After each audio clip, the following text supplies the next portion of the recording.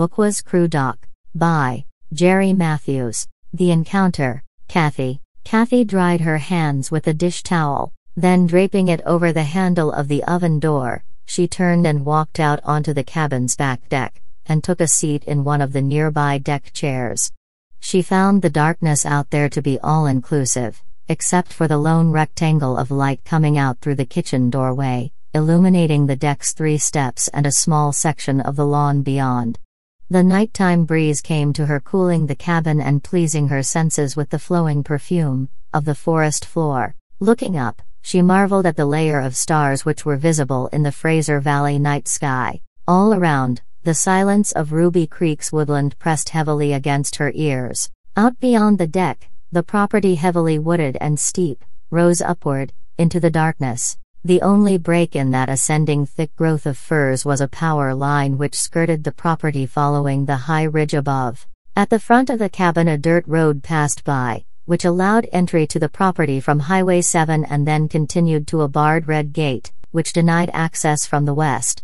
Beyond the gate, electrical towers marched single file, down from the steep hills carrying their voltage across a patchwork of old clear cuts. Finally, ascending a long heavily treed slope, they continued into the valley beyond, which was called Garnet Creek. At one time you could follow Garnet Creek Forestry Road all the way from Highway 7 to the shores of Harrison Lake, but now that the road was decommissioned and the bridges torn out, on the east side of the cabin were several acres of orchard, containing blueberry bushes and plum trees. Her husband, Keith, had spent many a summer day pruning and caring for the trees and their yield. But Keith was gone now. She had seen him buried just 2 years before. Heart failure. He had not yet seen his 60th birthday, leaving her a widow, on her own, at 50. She and Keith had purchased the property back in the 90s and they had enjoyed spending summer weekends there for over 20 years. They had loved the privacy and the beauty of the land. The previous owners had built an orchard that yearly attracted all kinds of wildlife. In late summer it kept her and Keith busy protecting the fruit from their encroachments. But since Keith's passing 2 summers ago, she had the help of a young indigenous girl whose name was Wendy Paul. She was a Skulets band member who lived over in Harrison Bay. Wendy would be arriving at the cabin in the morning, bright and early, riding on her old quad. The orchard was currently well maintained by the two, but thinking back now, Kathy remembered that theirs was a sad meeting and Wendy's story was a tragic one. They were an indigenous family, a husband, wife and young girl. The mother had worked for Brian and Kathy, at their business venture, the Burns Inn, over in Agassiz, and had been brutally murdered just a few miles away from where Kathy now sat, in the nearby hills. Her body had been found near the red gate at the edge of Kathy's property. She had been brutally ravaged. Virtually unidentifiable, the authorities said that she had been badly mauled by a bear. It was well known that every now and again grizzlies came down from the alpine meadows in the east to stalk the valley floor, so it was not an unlikely assumption. Kathy noted a sudden furtive movement at the edge of the rectangle of light that was being cast out onto the lawn. She sat up in her chair when she heard an all too familiar scratching sound beneath the wooden steps leading down to the grass. Rising from her seat, she went into the cabin. There were sounds of cupboard doors being opened and closed. Soon she reappeared, with a small box in her hands. Taking 2 crackers from the box, she gently dropped one on the top step and another at the edge of the deck and then returned to her seat in expectation. A small black paw soon appeared, reaching up from the darkness, and with splayed fingers it searched the step until it came in contact with the cracker that had been placed there. In a quick movement the prize was snatched up and pulled into the shadows under the deck. A moment later the paw reappeared, searching the deck using a patting motion in a left-to-right sweep. Eventually, the paw was withdrawn, and a moment later a black and gray face appeared in its stead, at the top of the steps. "Hello, Roxanne." Kathy smiled, tilting her watch to the light from the doorway. 10 p.m. Right on time. She had met Roxanne on her 3rd night at the cabin when the raccoon first made an appearance. Since that night, Kathy would leave a cracker, or 2, at the top of the steps. The last cracker was purposely placed a distance from the edge of the deck in order to drag her visitor out into the light so it would be visible as it retrieved the treat. Originally, she had named the raccoon Rocky, as in Rocky Raccoon, from the Beatles' White Album. But on the fourth night the raccoon was joined in her daily quest for food by two smaller faces on the back steps. So, a name change was necessary. Out in the darkness her small charges were awaiting Roxanne's return. Their hiding place was revealed to be under Kathy's truck, according to the glow of their eye shine, close to the ground and linear like a squadron awaiting instructions from their drill sergeant. "Mom, you taking good care of those babies, Mama?"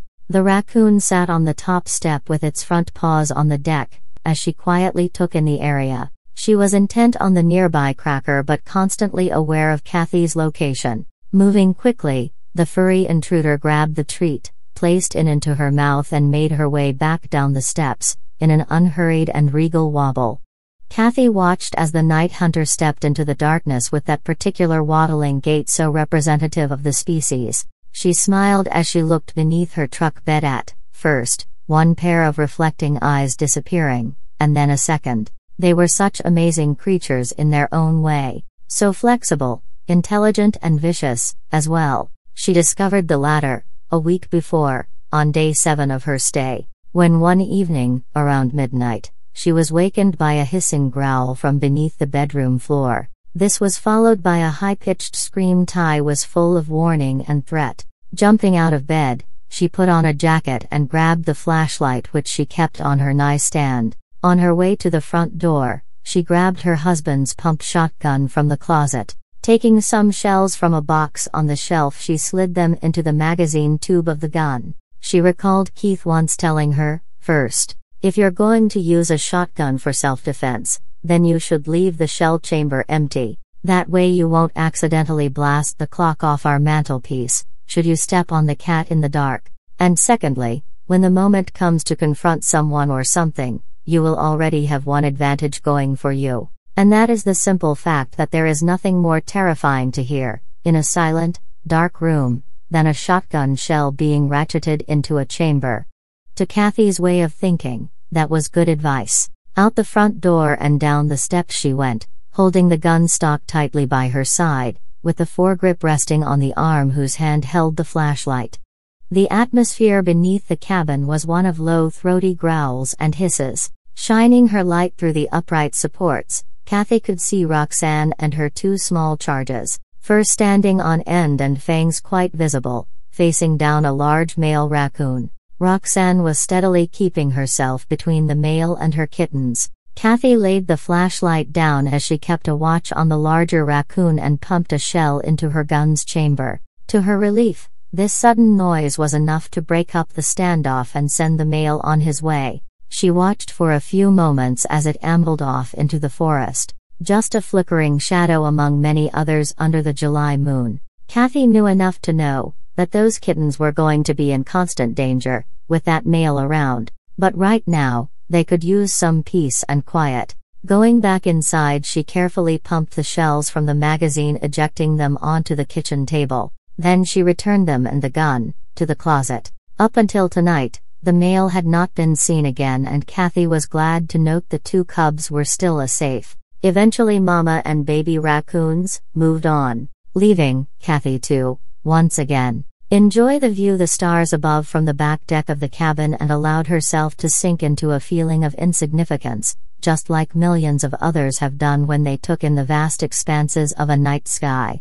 From this cabin, by the foot of the coastal mountains, at the mouth of the Fraser Canyon, the lights of Agassiz were a faint glow against the western sky, and just beyond that lay her home in Harrison Hot Springs, a village which took up a chunk of shoreline on the southern tip of Harrison Lake. At 55 miles long, it was the biggest lake in the Fraser Valley. Harrison Hot Springs, named after the lake and its springs, was a resort town. It had been named after Benjamin Harrison of the Hudson Bay Company. The irony was that there was no evidence that Benjamin Harris had ever been to Harrison Hot Springs, was not lost upon her. But the big draw was definitely the lake. What a beauty! She and Keith had moved there almost 40 years gone by. They had lots of outdoor adventures around that lake. In the days gone by, the north end of the lake was a trailhead to riches in the gold rush country in the 1800s. Now it is just loggers, Indians,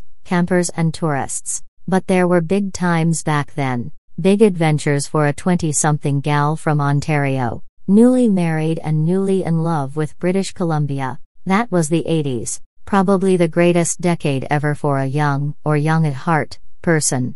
The movies, the music, fashion and freedom to be yourself, or for that matter, someone else. Keith had been talked into getting a forestry course by her father, a lifetime ranger in Ontario. He had passed the course, but could not get work in Ontario. However, with ample opportunity for a young forestry professional, the forests of BC beckoned. With the passing of a month, they were on the road with Keith's truck, the very same one that was now parked by the cabin, pulling a U-Haul trailer. Jake the dog was secured firmly in the back of the extended cab, and Prism was singing on the radio. When they crested Rogers Pass, life had never been so full of promise and opportunities. Now she was 50 years old and widowed. Her remnants of bygone days was interrupted by a foul odor delivered on the breeze, making her wrinkle her nose in disgust. A potent smell like skunk cabbage permeated the air on the deck. Then, as quickly as it had come, it dissipated, allowing the fresh scent of the forest to return. Even so, the night air had taken on a distinct chill, and the lateness of the hour was not been lost upon her. Entering the cabin, she closed the door firmly behind her. Down the hallway behind, first door on the left, her queen-sized bed was calling. With a good night's sleep utmost on her mind, she changed for bed and discarded her shorts, t-shirt and, blessedly, her bra. The little pile of clothing finding a home on a chair in the corner. Sleep came that night in fits and starts, but with the passing of time she finally sank beneath the surface to a secure, warm place where conscious thought disappeared, a place where familiar faces may come into view, playing roles that were alien to your memory of them. In places that you had not visited physically for many years gone by. Keith made no appearance in the shadowy landscape where she now trod, but she did not doubt that he would on some other night. It was something which she yearned for, and dreaded. Swish. In front of her was the cafeteria at the trailer plant where she worked back in 2002. Long tables with a lot of ongoing chatter, as shift workers passed through. Billy Prescott, the head lineman, sat across from her, bragging about his weekend ATV riding. The object of his attention was Susan Farrell, who was sitting next to him, only half listening. At the next table sat Mary Rogers, making eyes at Bill Kinnear. He was a definite hot piece of real estate, but totally married. Give up, Mary. Swish. Here comes Ann Lieberman. She is coming to our table. Lucky us. Her head is empty, but her bra cup was overflowing. Enough so to make up the difference for a lot of the guys. Hi Ann. Hi Kathy. Mind if I sit with you fellas? I moved my chair to make room for her, and in looking down saw that I was totally naked. It was strange how no one noticed. I quickly took stock of the situation. I had nothing with which to cover myself, and to get up and leave the room would mean walking naked between the tables filled with most of the day shift workers. Nobody seemed to notice my rising panic as I covered my breasts with one arm, while the other was still halfway to my mouth holding a spoonful of soup. And Lieberman was laughing at something which Susan had said when Billy Prescott reached across the table and brought down a rolled-up magazine on a wayward fly. Thump. The lunchroom disappeared and she found herself in darkness. The lead on the bedside clock told her that she was in her room, at the cabin, and it was just after midnight. She felt relief and confusion. The kind of dream that she had was a common enough theme. It was her subconscious telling her the obvious. That she was feeling vulnerable and exposed, and who would not be with such a recent loss in her life?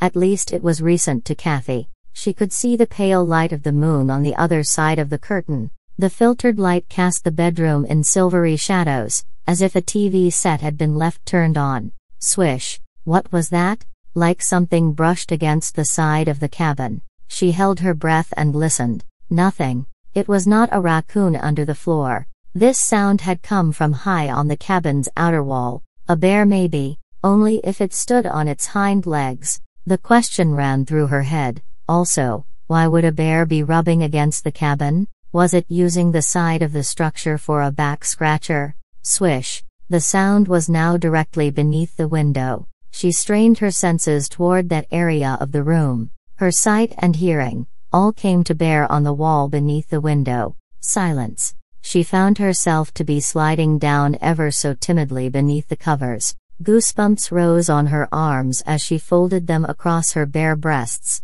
With just her eyes exposed, she watched the curtained window for a time. Reminding herself to breath became a priority. Outside of the cabin, from somewhere in the darkness, she heard a voice. The voice was too low for her to understand what it was saying. It was like it was talking to itself, or to another, in subtle tones. There was a grunt. It sounded like someone who had been punched in the stomach.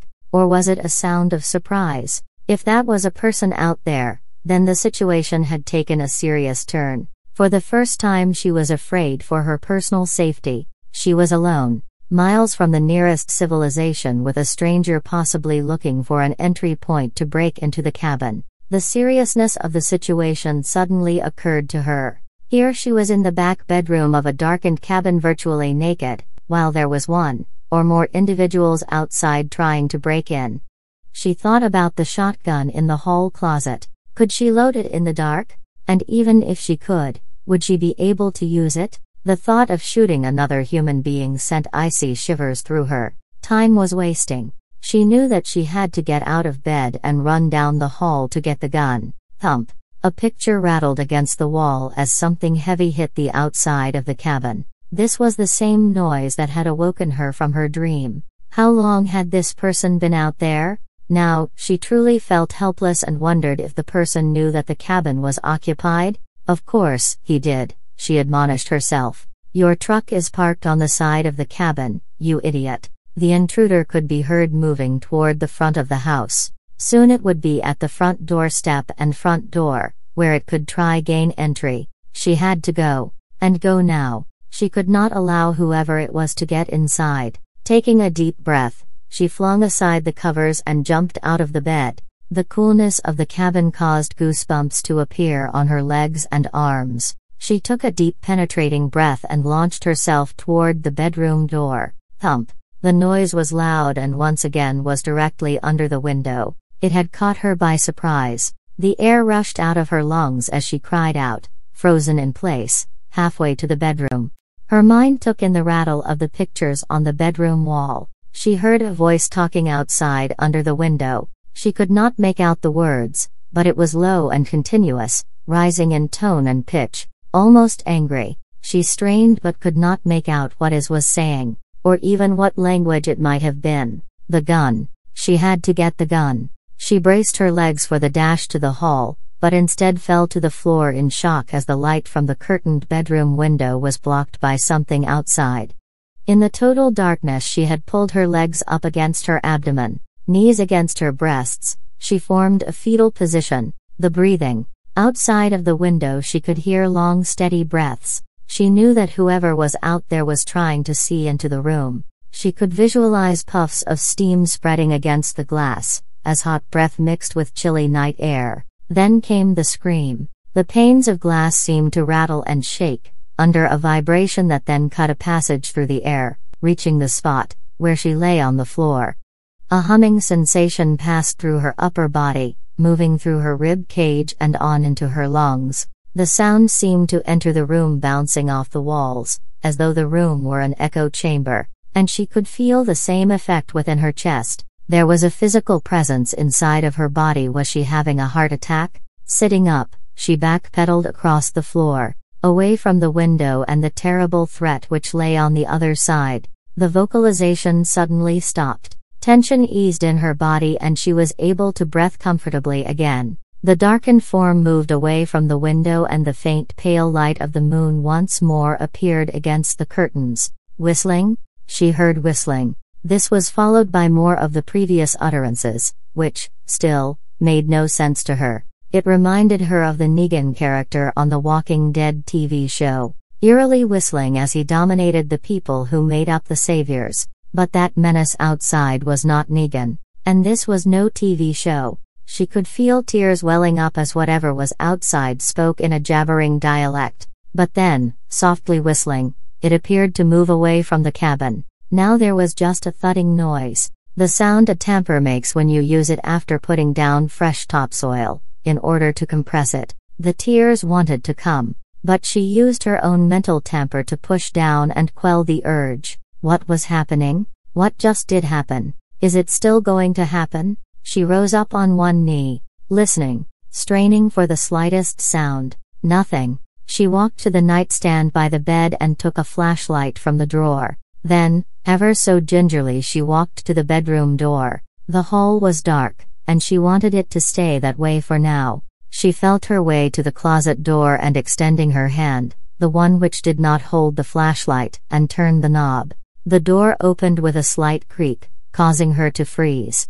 A moment later she took a single step into the little enclosure. Turning on the flashlight, she felt an immediate apprehension. She felt exposed to something that could see her, but she could not see it.